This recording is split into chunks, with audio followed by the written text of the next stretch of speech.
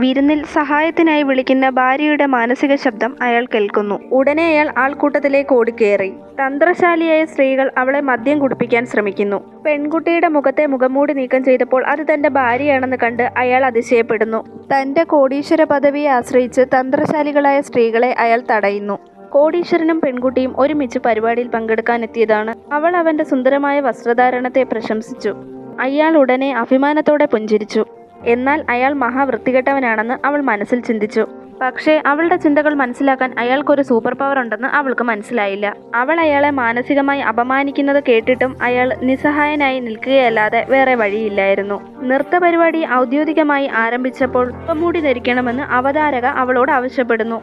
അതിനാൽ ഒരു മുഖംമൂടിയും മേൽക്കോട്ടും അവൾ ധരിക്കേണ്ടി വന്നു. സ്വന്തമായി തന്നെ തന്റെ വസ്ത്രധാരണത്തെക്കുറിച്ച് പ്രശംസിച്ചുകൊണ്ടിരുന്ന പെൺകുട്ടിയുടെ അടുത്തേക്ക് തന്ത്രശാലിയായ സ്ത്രീ ഡ്രിങ്ക്സ് ഒഴിക്കാൻ ശ്രമിക്കുന്നു. എന്നാൽ പെൺകുട്ടിയുടെ മേൽക്കോട്ടിന്റെ ഒരു ഭാഗം തട്ടി ഡ്രിങ്ക്സ് തന്ത്രശാലിയായ സ്ത്രീയുടെ ദേഹത്തേക്ക് തന്നെ വീഴുന്നു. തന്ത്രശാലിയായ സ്ത്രീ അവളെ ദേഷ്യത്തോട് അപമാനിക്കുന്നു. അവളുടെ മനസ്സിൽ എന്തിനാണ് ഇത്രയും താഴ്ന്ന നിലവാരത്തിലുള്ള ആളുകൾ സൽക്കാരത്തിന് പങ്കെടുക്കേണ്ടതെന്ന് ചിന്തിക്കുന്നു. അവളുടെ ഈ വിമർശനം യുവാവ് കേട്ടു. പിന്നെ ദേഷ്യത്തോടെ തന്ത്രശാലിയായ സ്ത്രീ പെൺകുട്ടിയെ താഴേക്ക് തള്ളിയിട്ടു.